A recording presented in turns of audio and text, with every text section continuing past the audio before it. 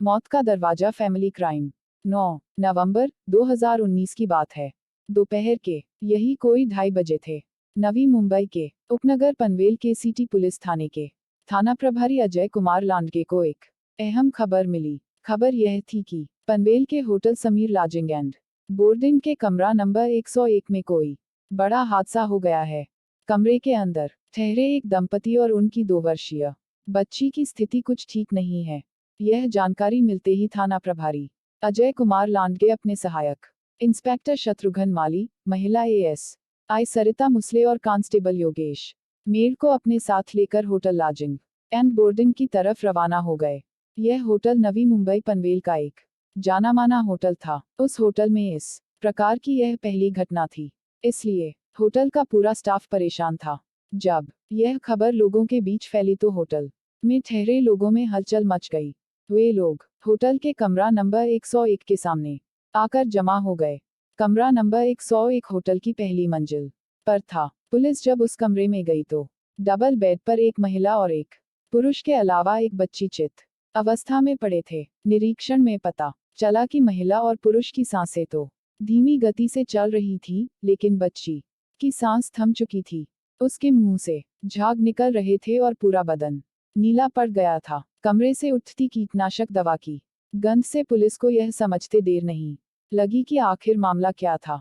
थाना प्रभारी ने बिना देरी किए एम्बुलेंस बुलाकर तीनों को स्थानीय अस्पताल भेज दिया। अस्पताल के डॉक्टरों ने बच्ची को मृत घोषित कर दिया, जबकि बेहोश महिला और पुरुष का प्राथमिक उपचार करने के बाद उन्हें मुंबई के जेजे अस्पताल रेफर कर दिया। उनकी हालत काफी चिंताजनक थी। मामला गंभीर था। थाना प्रभारी किसी प्रकार का जोखिम नहीं लेना चाहते थे, इसलिए उन्होंने मामले की जानकारी अपने वरिष्ठ अधिकारियों को दे दी और घटनास्थल के निरीक्षण में जुट गए।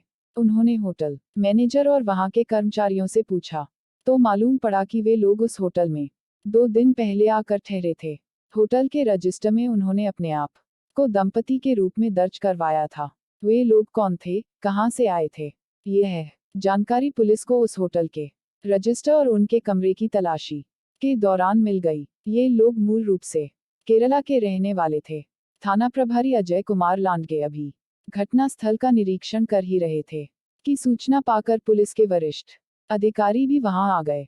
उनके साथ फोरेंसिक टीम भी थी। फोरेंसिक टीम ने मौके से सबूत जुटाए। इसके बाद थाना प्रभारी ने होटल का कमरा सील कर मृतक बच्ची के शव को पोस्टमार्टम के लिए जेजे अस्पताल भेज दिया। फिर होटल मैनेजर की शिकायत पर केस दर्ज कर जांच पड़ताल शुरू कर दी। जब उन्होंने होटल के कमरे में मिले डॉक्यूमेंट्स के आधार पर उनके परिवार वालों से संपर्क किया तो उनके सामने चौंका देने वाला सच सामने आया। पता चला कि आत्महत्या की कोशिश करने वाले लोग पति पत्नी न होकर प्रेमी और प्रेमिका थे। उनका नाम लिजी कुरियन और वसीम अब्दुल कादिर था और मृतक बच्ची जोहना थी।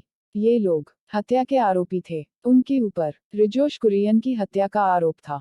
यह पता चलते ही पुलिस ने लिजी कुरियन और वसीम अब्दुल कादिर को हिरासत में ले लिया। ये लोग केरल के जिला इडुक्की के थाना सिंथनपारा के रहने वाले थे, इसलिए पनवेल पुलिस ने यह जानकारी सिंथनपारा पुलिस को दे दी। आपराधिक जानकारी पाते ही केरल के थाना सिंथनपारा के एसआई विनोद कुमार अपनी टीम के साथ पनवेल पहुंच गए। उनके साथ मुंबई पुलिस की कस्टडी में अभियुक्तों के परिवार वाले भी थे। पनवेल नवी मुंबई की पुलिस और केरल पुलिस टीम ने जब संयुक्त रूप से मामले की तफ्तीश की तो कहानी कुछ इस तरह सामने आई। 36 वर्षीय रिजोश कुरियन केरल के जनपद इडुक्की के थाना सिंथनपारा के एक छोटे से गांव में रहता था। वह उसी इलाके के एक बड़े रिजोर्ट में काम करता था। परिवार में उसकी पत्नी लिजी कुरियन के अलावा एक बेटी थी जोहना। लिजी काम के दौरान ही रिजोश की जिंदगी में आई थी। पहले दोनों में दोस्ती हुई। 4 साल पहले परिवार वालों की सहमति से दोनों ने लव मैरिज कर ली थी। शादी के बाद लिजी और रिजोश कुरियन का दाम्पत्य जीवन सुचारू रूप से चलने लगा। रिजोश जिस रिसोर्ट में काम करता था वहां उसका वेतन बहुत ज्यादा नहीं था, लेकिन इतना जरूर था कि किसी तरह घर का खर्च चल जाता था। घर में कभी आर्थिक परेशानी होती तब भी लिजी किसी तरह एडजस्ट कर लेती थी। लेकिन जब लिजी ने एक बेटी को जन्म दिया तो घर के खर्चे कुछ बढ़ गए। मैनेजर ने लगाई संबंधों में सेंध।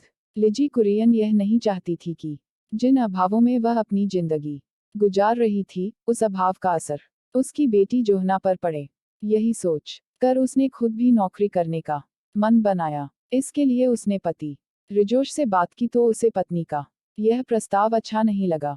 तब लिजी ने तर्क दिया कि जब हम दोनों कमाएंगे तो हमारी बेटी की पढ़ाई के साथ परवरिश भी अच्छी होगी।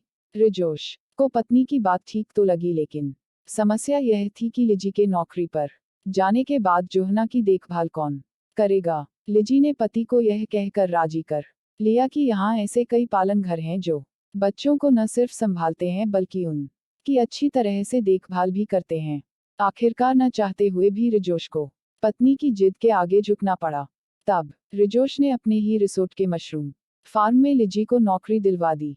लिजी को नौकरी मिल जाने के बाद दोनों साथ साथ घर से निकलते थे। पहले वह अपनी बेटी जोहना को पालन घर छोड़ते, फिर रिसोर्ट जाते। ड्यूटी से लौटते समय ये लोग पालन घर से अपनी बेटी को घर ले आते थे।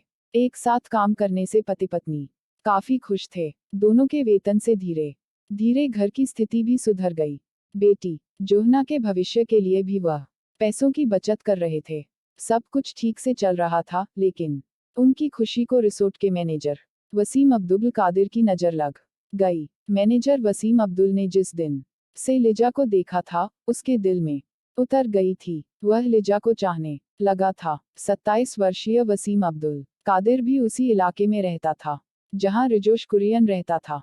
वह अविवाहित था। रिसोर्ट में वसीम अब्दुल कादिर की छवि कर्तव्यनिष्ठ और कड़क स्वभाव वाले व्यक्ति की थी, लेकिन वह रिजोश और लिजी के प्रति नर्म दिल और उदार बन गया। लिजी से नजदीकियां बढ़ाने के लिए वसीम उसके आगे पीछे घूमने लगा। वह लिजी को प्रभावित करने के लिए बंठन कर रिसोर्ट आता और उसके करीब रहने की कोशिश करता था। जब इस सब का लिजी पर कोई असर नहीं पड़ा तो उसने एक दूसरा रास्ता अपनाया। उसने लिजी के पति रिजोश से दोस्ती कर ली। इसके बाद वह उसके घर आने जाने लगा। कभी कभी पार्टी देने के बहाने वह रिजोश को होटलों में ले जाता, जहां वह उसे जमकर शराब पिलाता। जब रिजोश शराब के नशे में धुत हो जाता था तो वसीम उसे छोड़ने के बहाने उसके घर आ जाता। घर पहुंच कर वह लिजी से सहानुभूति बटोरने के लिए कहता कि रिजोश नशे में धुत सड़क पर पड़ा था, मैंने देखा तो उठा कर ले आया। रिजोश को उसके कमरे तक पहुंचाने के लिए वह लिजी की मदद लेता और उसी दौरान लिजी के बदन को स्पर्श कर लेता था। लिजी चाहकर भी उसका विरोध नहीं कर पाती थी। लिजी जब नशे में चूर रिजोश को आड़े हाथों लेती तो वह बीच बचाव करने लगता। जब कई बार ऐसा हुआ तो मौका देखकर एक दिन वसीम ने हिम्मत करके लिजी का हाथ पकड़ लिया। लिजी ने जब हाथ छुड़ाने की कोशिश की तो वसीम ने उसका हाथ नहीं छोड़ा और कहा, लिजी मैं तुमसे प्यार करने लगा हूँ, मैं तुम्हारे बिना नहीं जी सकता। इस पर लिजी ने नाराजगी जताते हुए कहा, आपको पता है कि मैं एक बेटी की माँ हूँ, इसलिए अच्छा यही होगा कि मुझे भूल जाओ। लेकिन वसीम ने हार नहीं मानी। वह लिजी के दिल में अपनी छवि बनाने की कोशिश करता रहा। उसकी हम दर्दी और सहानुभूति के चलते लिजी के मन में भी उसके प्रति प्यार का अंकुर फूटने लगा। धीरे धीरे उसका झुकाव भी वसीम अब्दुल कादिर की तरफ हो गया। इसके दो कारण थे। एक यह कि रिजोश अब पूरी तरह शराब का आदी हो गया था और दूसरा यह कि वह लिजी के तनमन की प्यास बुझाने में नाकाम साबित हो रहा था। पति की नाक के नीचे पत्नी की अय्याशी, यही कारण था कि लिजी ने वसीम के लिए अपने दिल का दरवाजा खोल दिया। इसके बाद तो वसीम बाग हो गया। दोनों के बीच नजदीकियां बढ़ती गईं और फिर एक दिन उन्होंने मौका पाकर अपनी हसरतें भी पूरी कर लीं। एक बार जब मर्यादा की जंजीर टूटी तो फिर जुड़ी ही नहीं। जब भी उन्हें मौका मिलता तनमन की प्यास बुझा लेते थे। 2 सालों तक रिजोश की नाक के नीचे उन दोनों के अवैध संबंधों का वृक्ष फलता फूलता रहा, लेकिन उसे भनक तक नहीं लगी। रिजोश को इसका पता नहीं चलता यदि रिसोर्ट के कर्मचारियों के बीच उनके संबंधों की बात न फैलती। रिजोश को जब पत्नी के बहके कदमों की जानकारी मिली तब तक काफी देर हो चुकी थी। रिजोश विरोध कर नहीं सकता था, इसलिए उसने पत्नी की ही नौकरी छुड़वाकर उसे घर में बैठने को कहा। लिजी को पति की बात माननी पड़ी। इतना ही नहीं, रिजोश ने लिजी को यह भी हिदायत दी कि वह अपने प्रेमी वसीम से न मिले। मुलाकात बंद होने पर वसीम और लिजी परेशान हो गए। किसी तरह एक दिन मौका मिलने पर लिजी ने वसीम से मुलाकात की, उसे बताया कि पति के होते हुए हम लोगों की मुलाकात संभव नहीं हो पाएगी, इसलिए रास्ते का पत्थर बने रिजोश को रास्ते से हटा दो। वसीम भी यही चाहता था, इसलिए दोनों ने रिजोश को ठिकाने लगाने की एक खतरनाक योजना तैयार कर ली। 3 अक्टूबर 2019 को योजना के अनुसार वसीम अब्दुल कादिर ने लिजी के पति रिजोश को कुछ काम के लिए रिसोर्ट पर बुलाया और वहां उसके साथ दारू पी। उसने रिजोश को काफी मात्रा में शराब पिलाई। जब रिजोश को ज्यादा नशा हो गया तो वसीम ने उसका गला दबाकर हत्या कर दी, फिर उसके शव को रिसोर्ट के अंदर ही एक गहरी खाई में डालकर जला दिया। यह जानकारी उसने लिजी को भी दे दी। जब 3 दिनों तक रिजोश घर नहीं आया तो घर वालों को उसकी चिंता हुई। रिजोश के भाई उसकी तलाश में जुट गए। काफी तलाश करने के बाद भी जब उसका कहीं पता नहीं चला तो 4 नवंबर 2019 को रिजोश के भाई और साले थाना संथनपरा पहुंचे। वहां पर उन्होंने रिजोश की गुमशुदगी दर्ज करवा दी। मामला गंभीर था। केरल के पुलिस आयुक्त महेश कुमार ने मामले की तफ्तीश थाना प्रभारी प्रदीप कुमार को सौंप दी। थाना प्रभारी प्रदीप कुमार ने एसआई विनोद कुमार के साथ अपनी जांच शुरू की। पुलिस तफ्तीश की पहली सीढ़ी भी नहीं चढ़ पाई थी कि 5 नवंबर 2019 की सुबह लिजी कुरियन भी अपनी बेटी जोहना के साथ रहस्यमय तरीके से गायब हो गई। मौत ने भी स्वीकारा नहीं। पुलिस ने तफ्तीश शुरू की तो पता चला कि लिजी के साथ साथ रिसोर्ट का मैनेजर वसीम अब्दुल कादिर भी गायब है। अब पुलिस के लिए मामला संदिग्ध हो गया था। पुलिस ने जब लिजी और वसीम अब्दुल कादिर का बैकग्राउंड खंगाला तो सब सच सामने आ गया। इससे पुलिस को यकीन हो गया कि रिजोश कुरियन किसी रहस्यमय साजिश का शिकार हो गया है, जिस की तह में जाना जरूरी था। इसके लिए उन्होंने जब रिसोर्ट कर्मचारियों के साथ कई एकड़ में फैले रिसोर्ट का बारीकी से निरीक्षण किया। फल स्वरूप एक मजदूर की मदद से रिसोर्ट की एक गहरी खाई से रिजोश का अधजला शव बरामद हो गया। 7 नवंबर 2019 को बरामद हुए रिजोश के शव की शिनाख्त कर उसे पोस्टमार्टम के लिए केरल के मेडिकल कॉलेज भेज दिया गया। अब यह बात पूरी तरह से साफ हो गई थी कि रिजोश की हत्या में वसीम का सीधा हाथ था। पुलिस ने इस मामले में वसीम अब्दुल कादिर के परिवार वालों पर अपना शिकंजा कस दिया और वसीम अब्दुल कादिर के भाई को हिरासत में लेकर मामले की तह तक पहुंचने की कोशिश में लग गई। 8 नवंबर 2019 को जब यह खबर पत्रकारों को मिली तो अखबारों और टीवी न्यूज चैनलों में सुर्खियों में छा गई। लिजी और वसीम ने यह खबर देखी तो उनके चेहरों का रंग उड़ गया। भाई की कस्टडी और मीडिया की सुर्खियों से वसीम को एहसास हो गया था कि अब उनका बच पाना संभव नहीं है।